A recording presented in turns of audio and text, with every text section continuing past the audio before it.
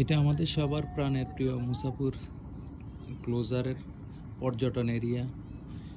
একদম এখন নদীতে বিলীন হওয়ার পথে, ভেঙে চুরে একেবারেই সারকার হয়ে যাচ্ছে। ওই পারে আমরা গত বছরও বন্ধুরা মিলে পিকনিক করছিলাম, আর এই বছর আপনার সব নদীগর্ভে বিলীন হয়ে যাচ্ছে। এখানে এ পাশে ঝাউ বাগানে আমরা ক্রিকেটও খেলছিলাম। এখন প্রায় অর্ধেকের চেয়ে বেশি, আর অল্প কিছু গাছ বাকি আছে, অর্ধেকেরও বেশি আপনার নদীতে বিলীন হয়ে গেছে। এখনও ভাঙতেছে, ভাঙার শেষ নেই।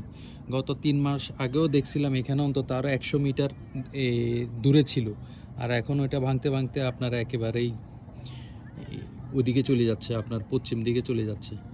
এই যে এখনও ভাঙতেছে। এখন তো শীতকালীন মৌসুম চলতেছে, জোয়ার, এখন পানি লেভেল অনেক নিচে, তারপরেও আপনার ভাঙতেছে। বর্ষাকাল আসলে আগামীতে মনে হয় আরও 300 মিটারও ওইদিকে চলে যাবে, পশ্চিমে চলে যাবে, থাকবে না। তাই এটাকে বাঁচাতে হলে এখনই জরুরি পদক্ষেপ জরুরি।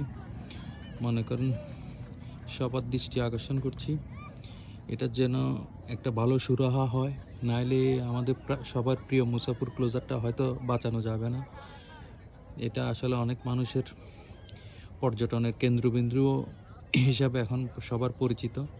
তাই সবাই আসেন, মুসাপুরকে বাঁচানোর পদক্ষেপ নেন। ওইখানে ছিল ক্লোজারটা, এখন ক্লোজারটাও নেই, ক্লোজারটাও শেষ। ক্লোজারটাও ওইখানে ছিল, এখন ওইটাও নেই।